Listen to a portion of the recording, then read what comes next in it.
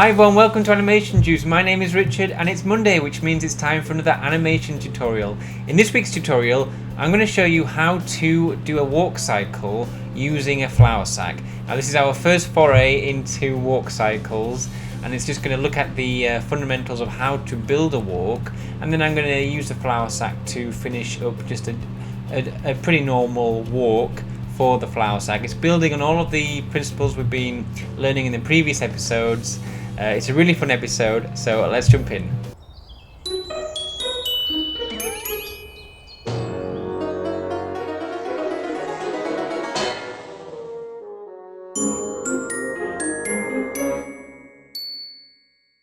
Hi guys, so here we are in Flash, and like in the previous episode, I've keyed out this rough walk cycle for the flour sack. Now if I hit publish, you'll see what I've got so far. So it is a pretty standard walk just using the flour sack. The reason that I'm using the flour sack is because we're developing from all of the previous tutorials. I don't want to get straight into a two-legged, a standard humanoid two-legged character, because I want to keep it really simple, just with the flour sack, with the simple shapes and with just little dashes for the lines, just so that we can practice the walk with a simpler character and simple mass as possible. And the flour sack also is a great because he's got a lot of weight to him. He's got a lot of weight in his bottom half, and so it's great to practice squash and stretch and get a convincing portrayal of weight in your work as well. If you can do it with the flour sack, you can do it with anything. So what I'm going to do in this episode is I'm going to show you all of the key positions that go into making up this walk cycle, and it's heavily based on Richard Williams' Animator survival kit, where he outlines the 5 positions that are needed to build a basic walk. It starts with the contact position, the down, the passing position, the up, and then back down to the contact, and it goes along like that. So if I go into here and guide this, and I'll step through all of those positions as he outlines in the Animator survival kit, but which I have applied to the a simple flour sack walk. So it starts with the down position, and after the down, that's where the thing that's walking, the flour sack in this case, is at its lowest position in the step. Okay, then as the character is coming back up again, you call this the passing position. Now the up is the height of the step, the apex of the step. Then we've got the contact, where the heel of the stepping leg is touching the floor. Then we've gone back into the down position, where the character is at its lowest position in the step, and you'll notice this is where it's most squashed. Then back to the passing position, so as he's travelling through to the up position, we've got our up position again. The second step, where the character is at its highest, you notice he's on his toes, on his front leg, and then back to the contact, where his back leg, the second step, is the heel is in contact with the ground, ready to go back to our down. So, and on he goes. So down, passing position, up, contact, down, passing position, up, contact, down, passing position, up, contact, down, passing position, up, contact, and then back to the beginning. Now, if we go into this movie clip, you'll see that it's just made up of 8 unique frames, and then what I've done is, to get him travelling across the screen, copied this movie clip. It's actually a graphics clip, sorry, and currently it's set to, in your properties panel, it's set to frame 1, play 1, so it's going to play through the animation, and then what I've done is I've copied that entire graphics clip and then shifted it along the stage. You see, now it's there ready to started. So back onto frame 1 again, and then it's just going to play through that cycle again. And I've shifted the graphics clip again to finish the final step, and then it just plays through again. So we've got a looping, you know, it loops. But inside this clip, I don't want to get too bogged down with this isn't about how to use Flash, this is about how to animate a walk cycle. So that's just a preliminary, that's just how I've set it up so that it's best to show you guys what I'm doing. But what I want to concentrate on is how to build the step, how to build the walk, regardless of whatever program you're using, whatever, if you're using plasticine, if you're using pen and paper, if you're using CG. This is all about the key positions that you need to create a standard walk, and how to build, and you would use all these positions to build all extravagant walks, different personality walks, different emotional walks. You know, is he depressed, is he droopy, is he confident, is he doing a double, you know, one of those jaunty double bounce walks is quite popular in the old Disneys. So I'm just going to talk through these different positions, and then what I'm going to do is I'm going to tidy him up, these key positions. I'm going to tidy him up, space him out, and then add in the in-betweens. But you can see already he works as a walk. You know this is going to work.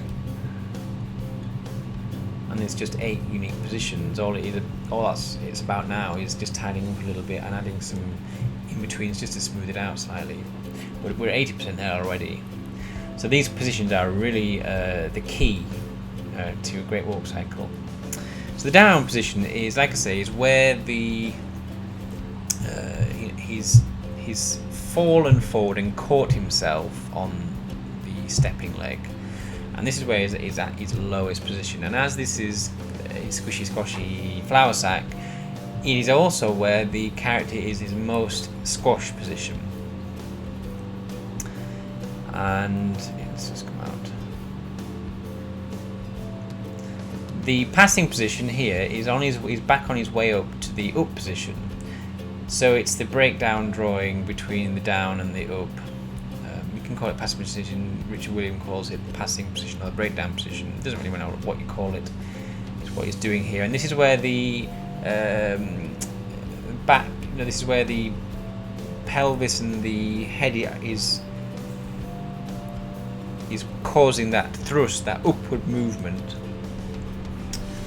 causing him to rise. And he's, again, like with the bouncing ball, he's starting to stretch out a little bit. Now up, this is where the character is at its highest. You can see that he's starting to come up onto his toes a little bit, on his back leg there. He's thrust his stepping leg forward and he's about to catch himself. This is the contact. This is just where the heel is touching the floor. And in this contact position, you'll notice that this is where his arms are pretty much diametric, you know, opposing the legs. So you can see that his right leg is forward, but his left arm is back, and his and you know, the opposite is true for the opposite arms and legs. And you can see again, just with the bouncing ball, we've got a really. This is where the character, you would say, sort of at its stretch, especially with the flour sack. And then the next one, we go straight into that down, and you can see how that squash is happening as all the weight is being compressed onto that stepping leg as it's being caught. So whilst these positions are useful to know to build the walk, the down, passing position, up,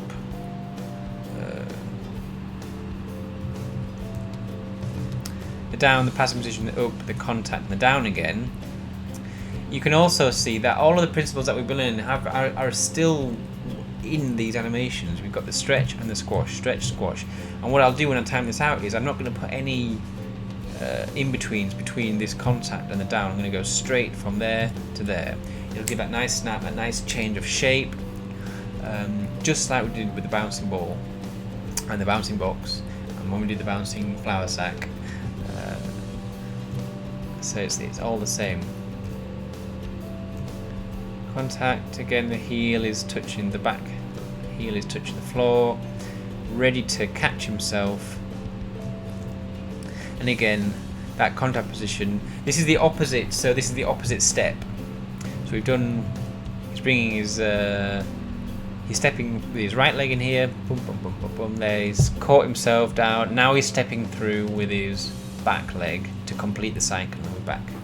So it's a 2-step cycle, and this is the contact for the back leg as it's coming through. And again, the down and the squash. So these are the only 5 positions that you need to know to build a walk, to build all these kinds of crazy walks. Richard Williams, if you haven't got Richard Williams' book, the Animated Survival Kit, it is packed full of different kinds of walks that have been used throughout the old animations, all of the goofy walks and the sneaks and the hop. And he really goes in depth with how to build all these different types of crazy, wonderful walks, and they're all based on these 5 positions. So if you haven't got the Animated Survival Kit, I would highly recommend that you get it, especially if you're struggling with walks and run cycles. But these are the basics. These are what he outlines. So there isn't really much else to say about this. As you can see, let me just turn let's guide that text. As you can see, it works pretty well. There's a lot of weight happening. His arms are going through. It's a pretty standard walk, and it's all just using those. It's all just using the down position, passing position, up position, contact position, and then back to the down again. And it's just looping through it and translating across the screen.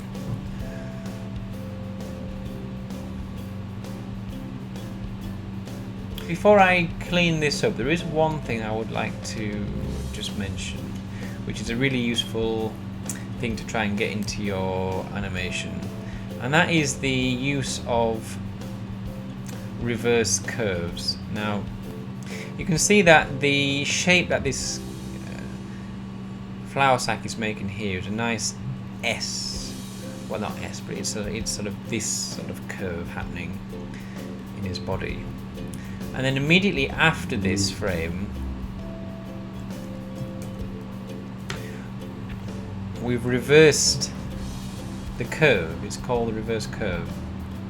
From there to there, from there to there. And it gives a really nice change of shape and a really nice contrast, and gives that nice snap, and really shows a change of weight happening as well. So do watch out for places where you can use those reverse curves. It just adds a lot of appeal to your animation. So do watch out for places where you can add in those reverse curves. Boom, boom, boom. And accentuate them as well. You see that really he's really flopping down onto his, there's a lot of weight coming down onto his stepping leg as he catches himself, and then we've got that change as he begins to lift himself up again. So that's a great opportunity to add that reverse curvature of the spine or whatever, the shape. It's really the shape of whatever character you're animating. It's just trying to get that line of action, that thrust curve, showing the opposing curve next to each other. In this case, it's between the down and the passing position. And you can see another use of this reverse curve as well is, look at the feet, look at the foot as it comes through. This is our up position, where it's most stretched, where the bouncy ball is most stretched. And look at the foot, it's got that lovely that kind of curve happening. And then as he steps forward, I'm reversing the curvature of his foot, and it just adds a really nice change and snap to the animation. It's got a bit of drag. It's just a really nice, again, trying to find places to get in those reverse curves. It's going to add a nice snap vitality to your animation. Alright, so those are the fun, that's how you build, they're the positions you're going to use to build the walk. Now all I'm going to do is, and you can see that it works as a walk cycle already. We're 80% there. So all I'm going to do is clean these positions up slightly, add in some in-betweens to smooth it out, and then we're going to call this one done. So I'm going to speed this section up as I go in and clean it up, and I'll pause it every now and again to let you know what I'm doing. Alright?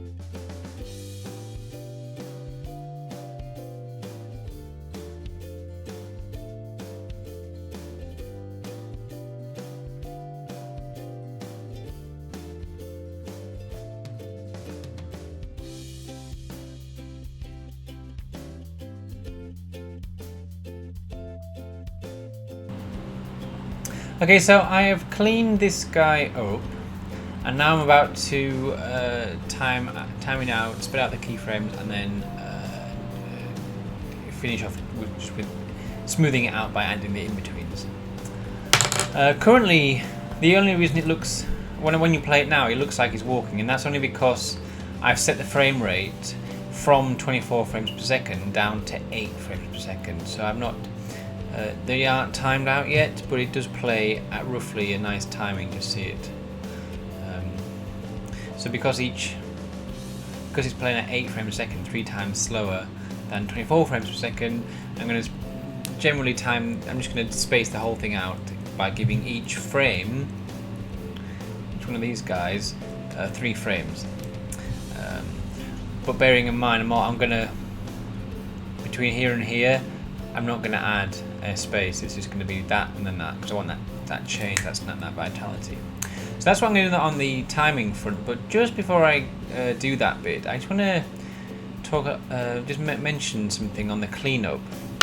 Now, cleanup, like I say, I'm not doing the cleanup just to make it pretty or to make the animation better. I've cleaned it up to just make the in-betweening slightly easier, so that you haven't got crazy lines going everywhere. It's just going to make clarifying the lines is going to make cleanup and in-betweening easier. But also, what it does is it defines the form, defines the twists of the body, which is what we want, because this is a really stout character. There's a lot of twists, there's a lot of weight down there. It's like he's wearing, elastic trousers. Imagine if you were wearing elastic trousers and just filled it with sand. You're going to have to heave each leg forward. Your upper body's going to be doing a lot of twist to try and pull that weight through. So he's doing a lot of twisting, and because we are drawing this out, a way to show the twists in the body is by using line in a clear way and using a lot of things called T-junctions. Now, let me just briefly explain what the T-junction is. Here and here, you see that this line is in front of the line that goes up to make his back, and this line is in front of his back leg, and that just shows us that he's sort of his front leg, the one that's sort of dragging behind, is in front of the mass. If I were to draw a, if this was, we drew some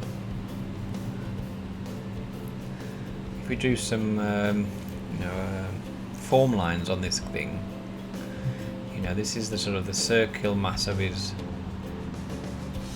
We're saying that it's sort of, it's pointing out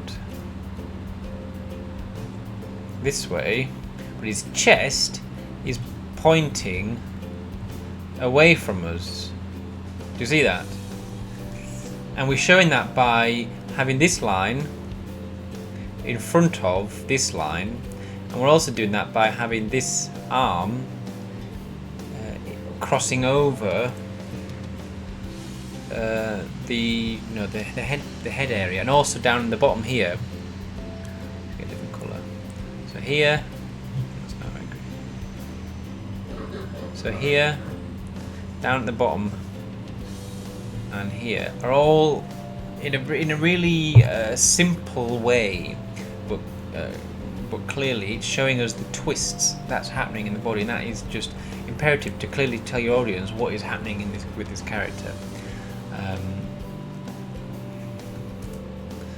We look at, they're everywhere. So you see here we're showing that this mass, there's a lot of foreshortening happening here. So this whole mass is the bottom half. We're showing that this leg is in front of this back leg, and again we're showing that now it's switched. Now his face is sort of facing up there somewhere.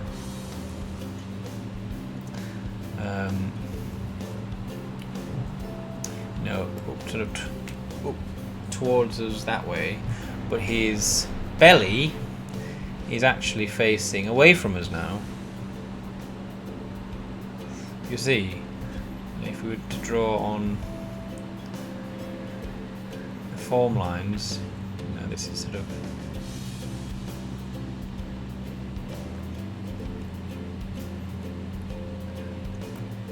there's that lovely twist happening, and that we know it's twisting because of the way this line is in front of that back hip, and this, you know, his bottom going down into his leg is in front of this back leg here.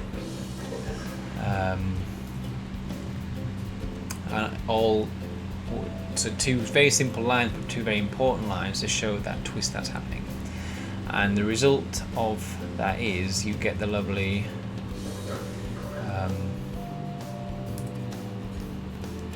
you can really see that opposing twist. So with each step, the torso is facing in the opposite direction because he's having to heave a lot of mass. It's quite an effortful and quite a weighty walk, which is natural of something that would have a lot of weight down there. Again, when you're doing this sort of thing, you're gonna imagine you're not animating the flower sac. You are the flower sac. You become the water, as Bruce Lee, I think, said. So you must imagine that you wearing these, like I said, these elastic pants, and you fill it with buckets and buckets and buckets of sand. And then imagine yourself trying to walk across the room with this thing. You are going to be using your torso a lot. It's going to be really weighty when you step down and catch yourself as you're walking with each foot, with each step. There's going to be a lot of. It's going to be very speedy, and it's going to take much more time to lift the other leg, and then flop through. Lift the other leg, flop through. And you get this resultant weighty walk.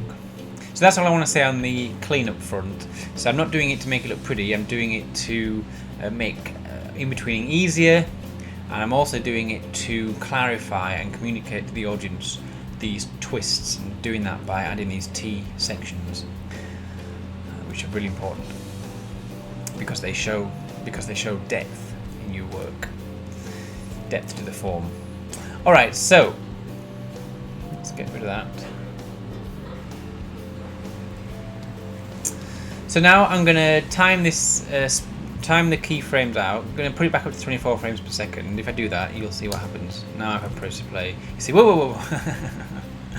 So you can see that's real time now. It's at 24 frames per second, which is the norm for animation, really. And so now I'm going to time these keyframes out and in between it, and then we're going to call this one done. All right. So. And again, I'll keep pausing it if there's anything of note that I want to mention. So, okay, let's go.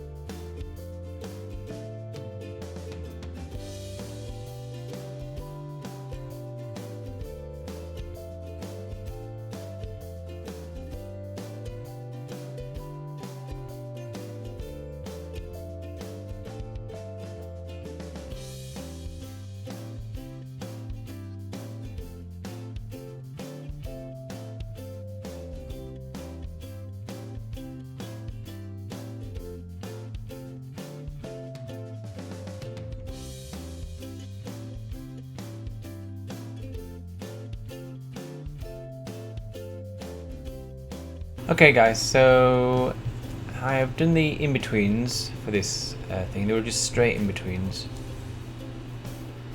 And the movement hasn't changed, it's just smoothed the whole thing out. Like I say, this was just straight in-betweens, just using the onion skin tool to keep going halfway between each key drawing.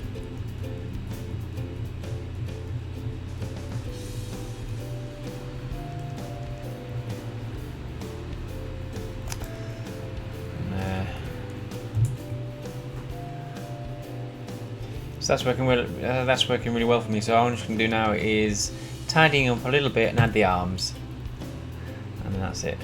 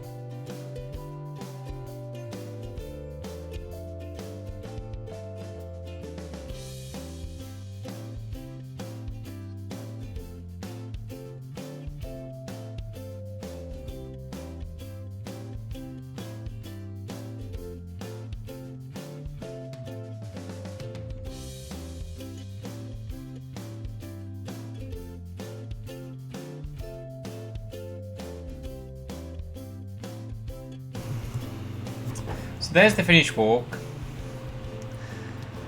I'm pretty happy with how this turned out. I mean, the line work is still very messy, but that's not the important thing. The important thing is the shape masses that are being squashed and stretched and are moving around.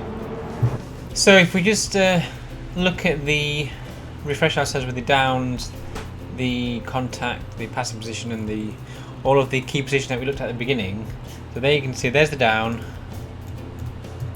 passing position, up, contact, down, passing position, up, contact, and then back to the beginning. So, and all of these are just straight in betweens. There's a nice squash happening here between the contact and the down in terms of the shapes that are happening. And these T-junctions, as we spoke about earlier, are really important when showing foreshortening and depth in the masses of your character. So try and get them in. But I'm happy with how this has turned out. So that is how you do a walk with the flour sack using the down position, the passing position, the up, the contact, and back to the down. And this is, in future episodes we're going to now be looking at how to use those positions but create different types of walk. Using the flour sack still, we'll bring up different emotions, like, you know, a sad flour sack walk, or an angry flour sack walk, or all types of emotions, because you can get them all with a flour sack, and the flour sack is a very simple mass to move around without getting too bogged down with, you know, how to render the limbs and all the fingers and all of that junk. So it's going to be a really fun few weeks. I'm happy with how this has worked out, and I hope you enjoyed it. That's it for this episode. I hope it's been useful to begin our journey into the walks and how you can start to build your a basic walk cycle using just those 5 positions: contact, the down, the passing position, the up, and then back to the contact again. So if you like this episode, make sure to let me know by leaving a like and a comment, and make sure to subscribe below to stay up to date with all the latest videos as they come out. Until next week's episode of Move It Monday, have a great week, guys, and I'll see you later.